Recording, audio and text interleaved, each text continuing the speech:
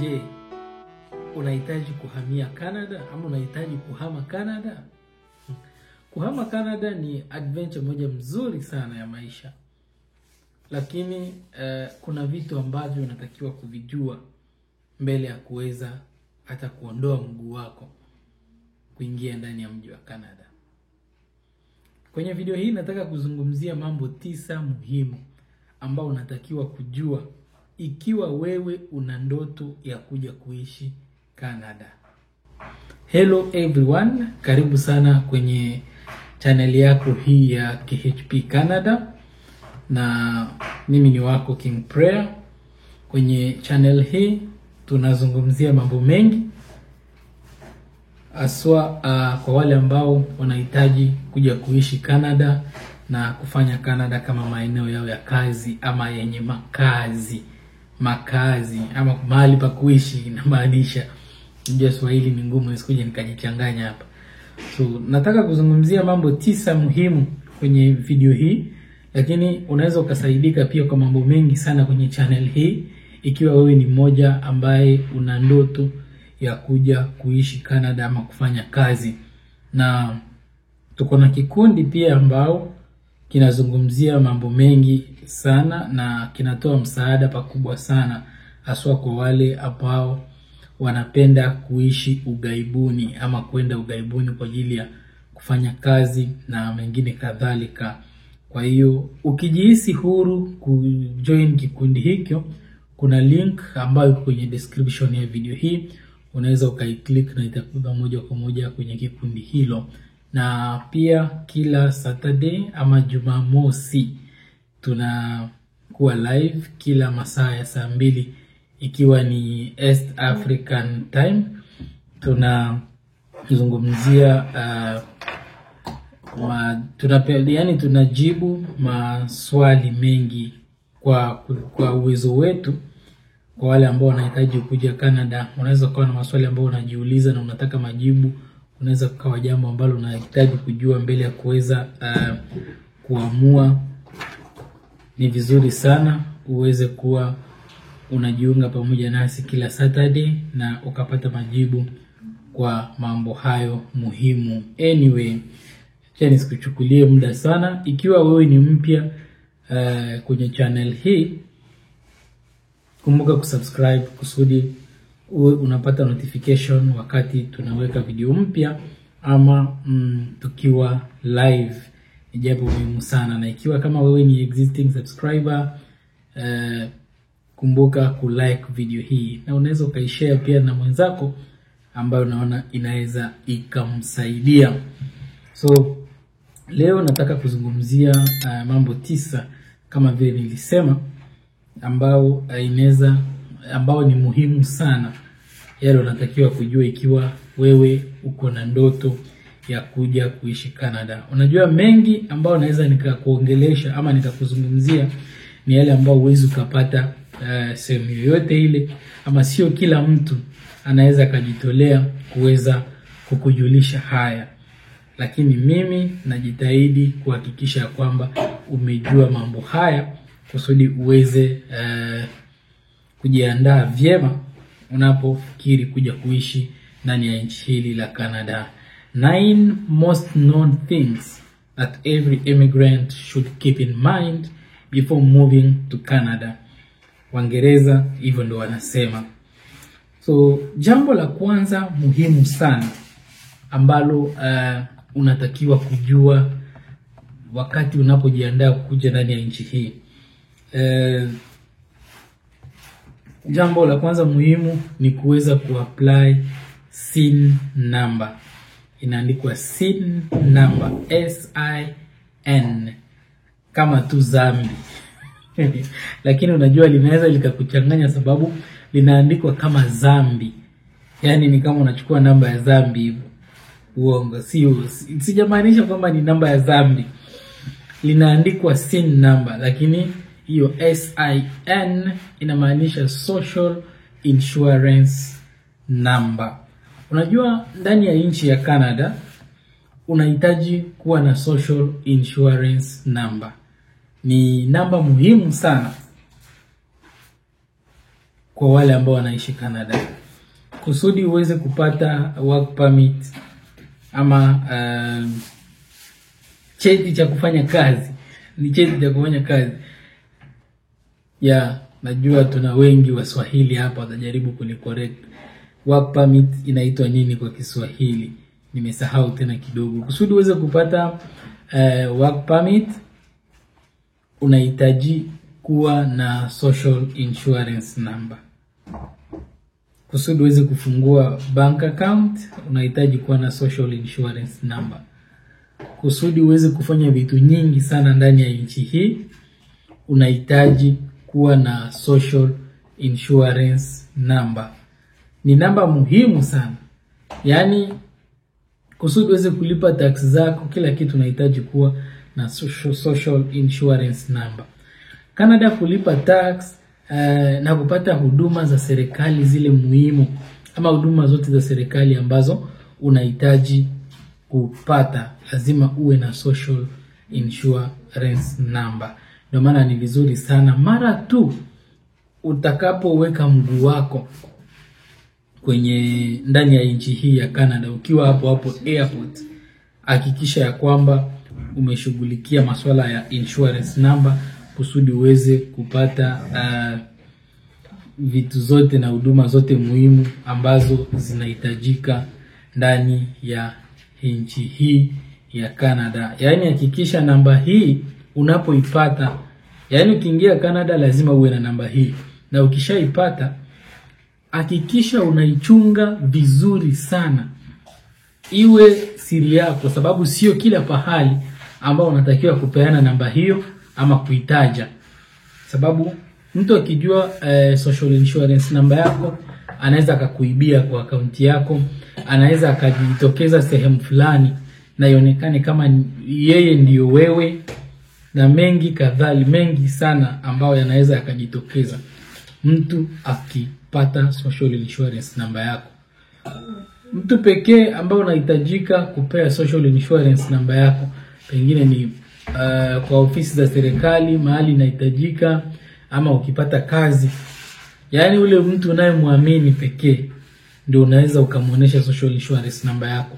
Lakini ujue mtu mbaya akipata social insurance namba yako anaweza akahack vitu zako nyingi ama hata kukuharibia pakubwa ndani ya nchi hii. Anaweza akachukua deni kwa jina lako na ni wewe utalipa deni hilo, sababu ni social insurance namba yako ndio ilifanya kazi. Ni namba ambayo ni muhimu sana kwa maisha ya mtu ukiwa unaishi ndani ya nchi hii ya Canada. Jambo la pili ambalo natakiwa kujua ni understand healthcare coverage ama kuelewa masuala ya healthcare. Healthcare nadhani naeleweka. Masuala ya matibabu, kuelewa masuala ya matibabu. Mfumo wa huduma wa afya nadhani ndio healthcare. Na huu mfumo hapa Canada ni mmoja wa bora zaidi duniani. Yaani wako na healthcare ama mfumo wa afya ambao ni bora zaidi duniani. Lakini unategemea na province ambao wewe utakaoishi. Yaani ile province ambao utakaoshuka ndani inaweza ikawa na mpangilio tofauti na province nyingine kwa ajili ya kuweza kupata social insurance ama health insurance, namaanisha health insurance kwa wale ambao ni wahamiaji wapya. Na ukiwa wewe ni kati ya wahamiaji wapya, muda mwingine unaweza ukachelewa kuweza kupata social insurance sababu ya zile process ambazo huwa zinakuwa pale kwa ajili ya wewe kuweza kufikia kupata social insurance. Health insurance, kwa ajili ya wewe kufikia kupata health insurance inaweza ikachelewa. Ndio maana ukiwa mgeni huwa unashauriwa kuweza kuchukua hata kama ni ya kipekee ama private health insurance ambayo itakusaidia wewe kwa chini ya muda mdogo, hadi kipindi kile utafanyikiwa kuweza kupata health insurance ya province ama jimbo utakalo fikia wewe hapa Canada. Ni muhimu sana. Unajua matibabu Canada ni gharama ya juu sana. Ikiwa hauna health insurance either ya kipekee ama ya jimbo ambalo unaishi. Ndio maana kwa kuprevent hiyo lazima kuwa nayo. Na unajua ukiwa ungali mgeni kuna aina fulani ya magonjwa pengine inaweza kukumba kulingana na kustahimili kwa mwili wako. Mwili wako ikiwa weak, kuna aina za magonjwa ambazo unaweza ukapata. Saa zingine kuna zile ambazo ulitoka nazo nje ya Canada ama ndani ya nchi yako na ufike hapa mwili ushindwe kuvumilia. Inaweza ikawa ni weather tu ambao mabadiliko ya weather ambao utakuwa unakuja, zile weather tofauti na zile ambazo umezoea, na bado isababishe uweze kujipata kwa shida kama hilo. Ndio maana ni vizuri sana kuweza kuwa na health insurance mara tu utakapoingia ndani ya nchi hili la Canada. Unaweza kutafuta kujua sana system ya health insurance ambao inafanya kazi ndani ya jimbo utakalo shuka wewe, na ufuatilie kuweza kujua zaidi juu ya hiyo insurance, na uhakikishe ya kwamba mara tu unapoingia usichukue muda mrefu sana kama haujakuwa na health insurance, sababu ni muhimu sana ndani ya nchi hii ya Canada.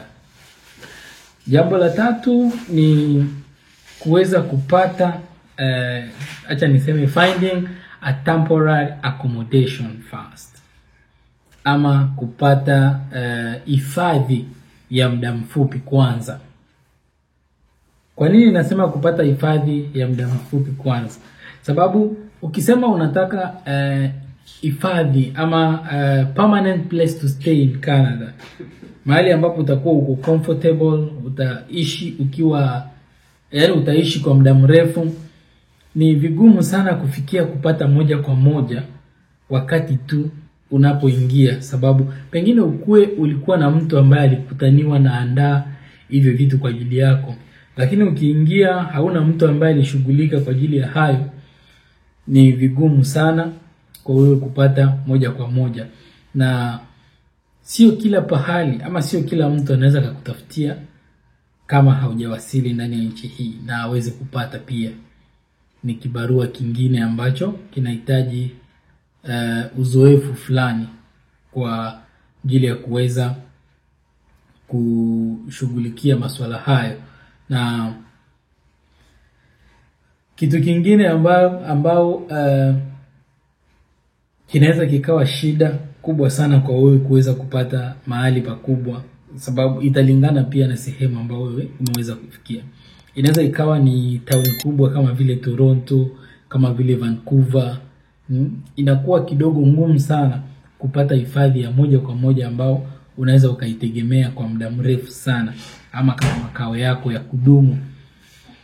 Sababu unatakiwa kuelewa ya kwamba kuna wakora pia hapa.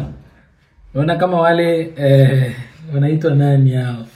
Nasahau, wale ambao wanasumbua watu sana Tanzania kwa ajili ya kupata nyumba. Nasahau kama wanaitwa tena kina nani hao.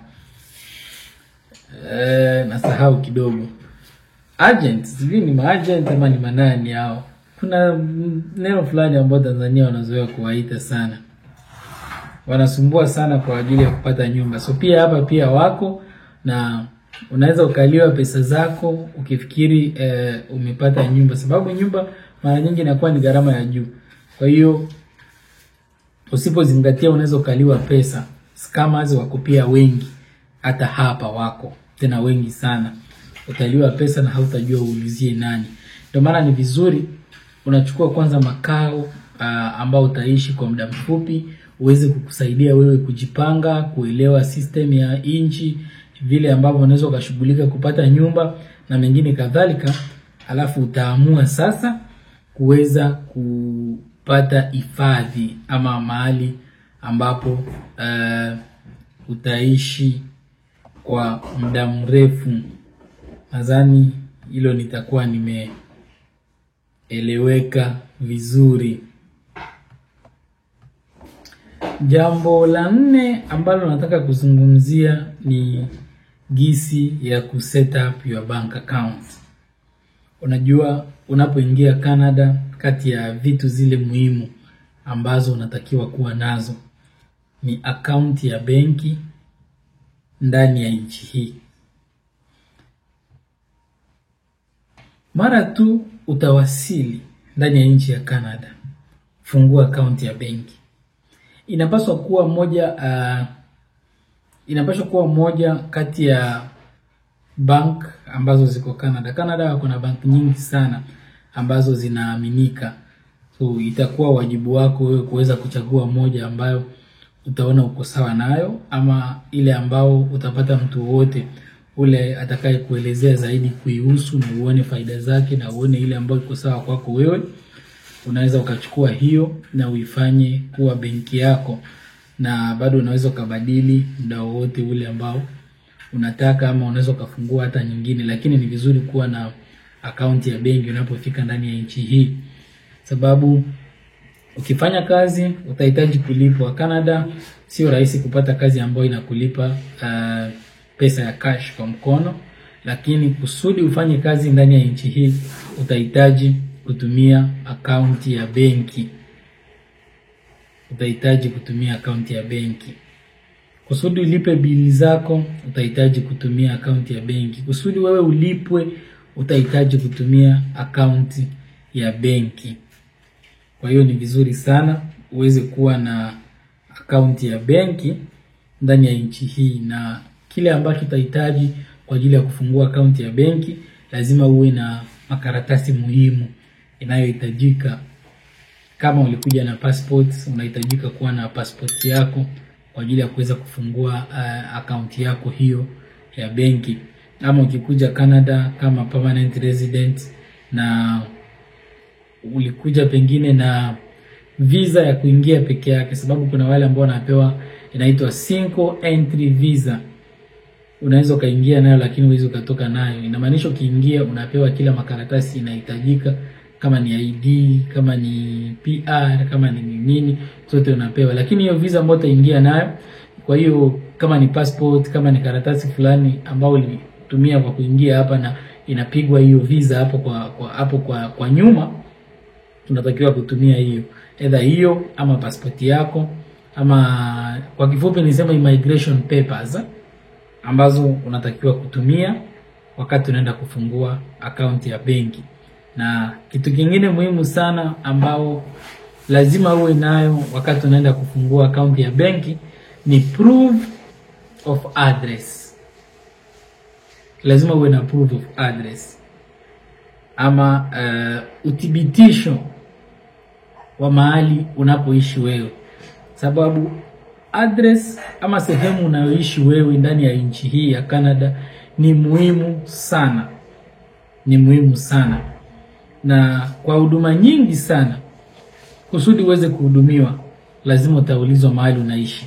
Uwe na address kamili na postal code ya sehemu ambao itakuwa wewe umefikia, ama sehemu ambao unaishi wewe. Kitu cha 5 ni ajira,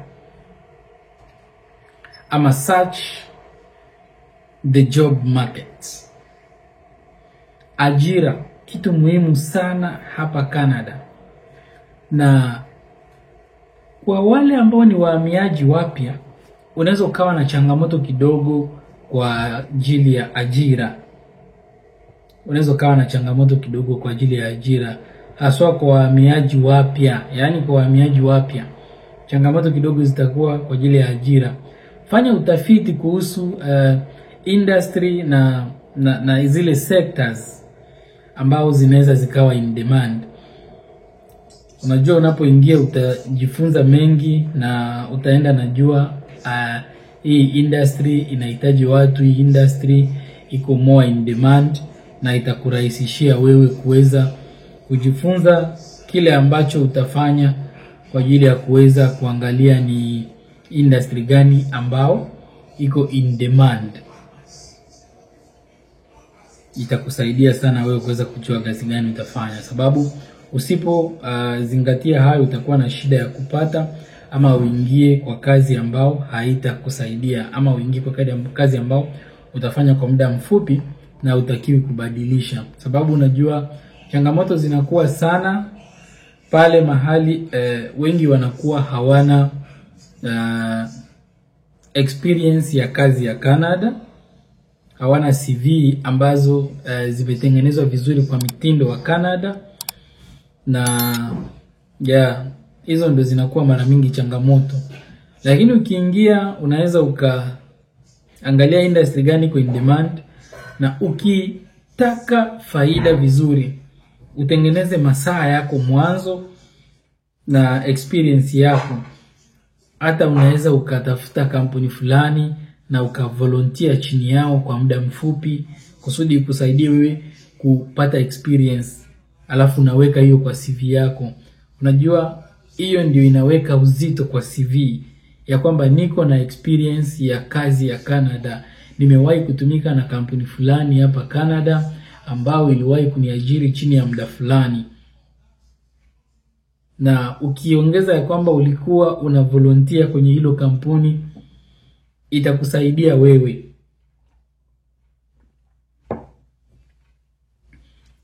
Kwa hiyo hakunaga kitu ya bure, sacrifice pia huwa inalipa.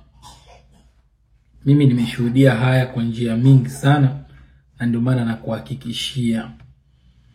Jambo lingine ni kujifunza culture za Canada. Lazima ujifunze. You need to learn about Canadian culture and social norms kusudi uweze kuishi vizuri hapa Canada kama wewe ni mgeni. Unajua kuelewa utamaduni wa Canada ni muhimu sana kwako kama wewe ni mpya. Kuna zile utamaduni ambazo utakuwa umezoea za nchi yako.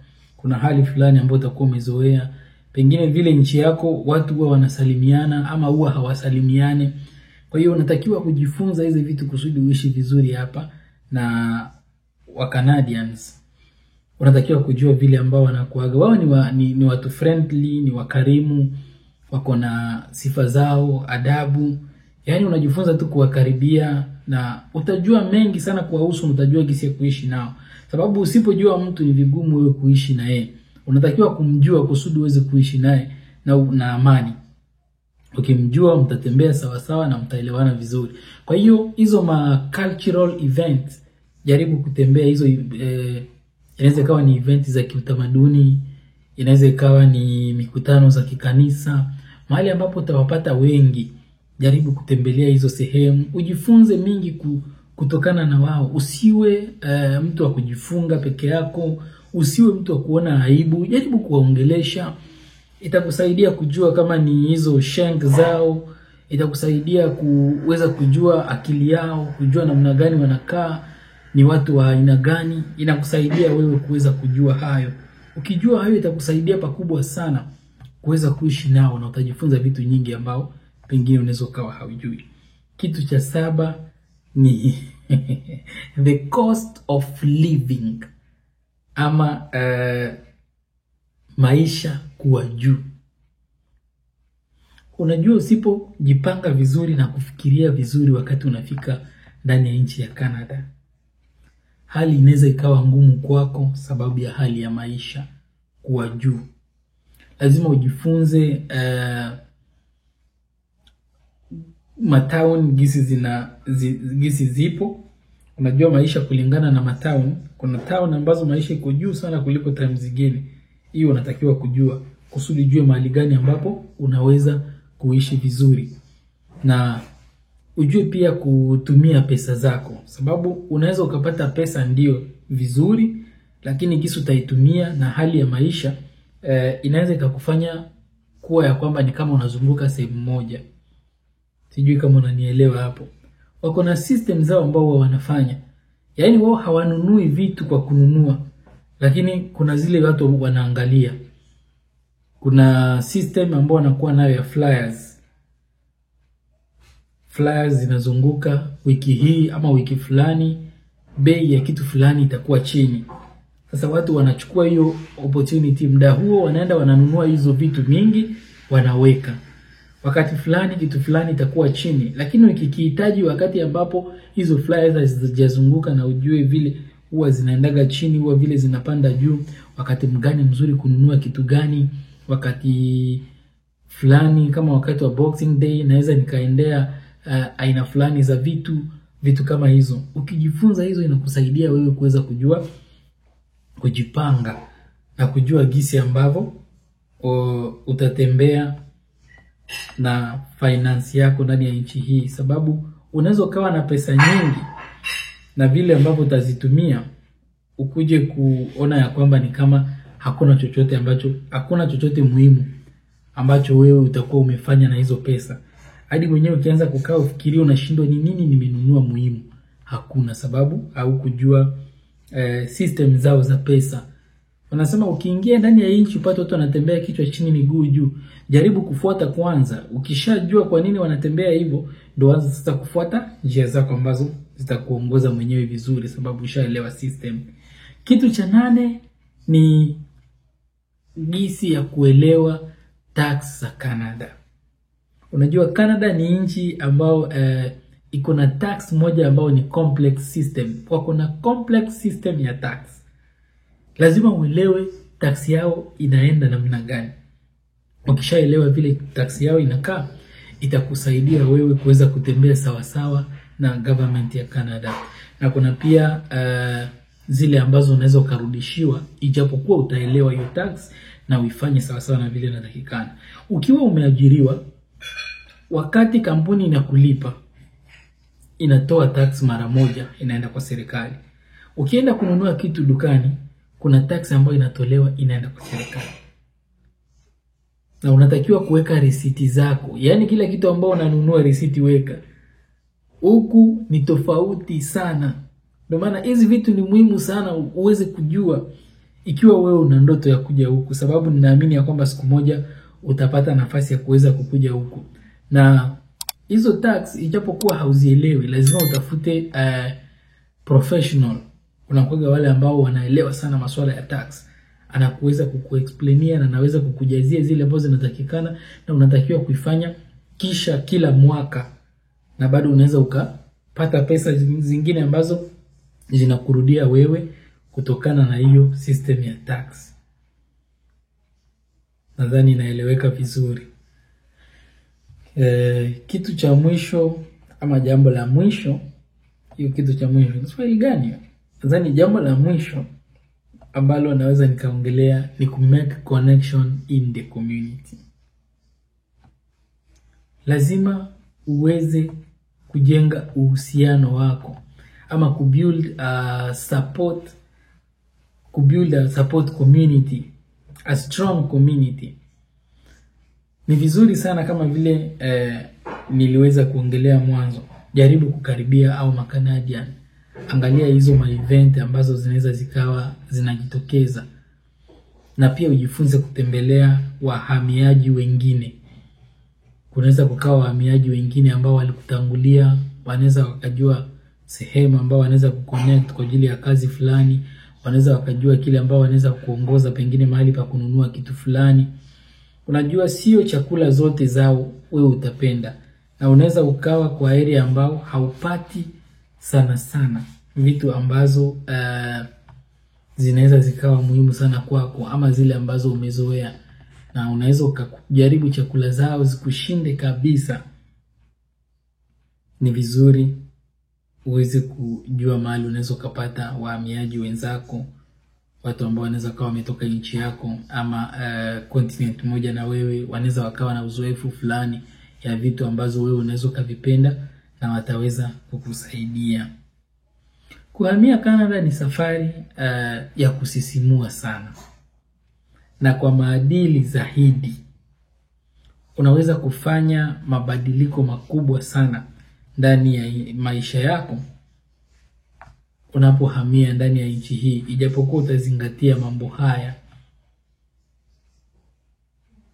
Na ukielewa system zao na uelewe kila kitu muhimu, itakuwa faida kubwa sana kwako. So hayo ndio machache ambayo nilikuwa napenda nilikuandalia siku ya leo kwa ajili ya kuweza kukuandaa wewe ambaye una ndoto ya kuja Canada. Ni matumaini yangu ya kwamba Mungu atafungua njia na utaweza kuingia. Kwa hiyo ufahamu haya mapema kusudi usikuje kukutana na changamoto wakati unaingia mahali hapa. Mimi ni wako King Prayer, na ikiwa umependa video hii kumbuka kuilike. Kama wewe ni mpya kwenye channel hii usisahau kusubscribe. Thank you na uwe na wakati mzuri.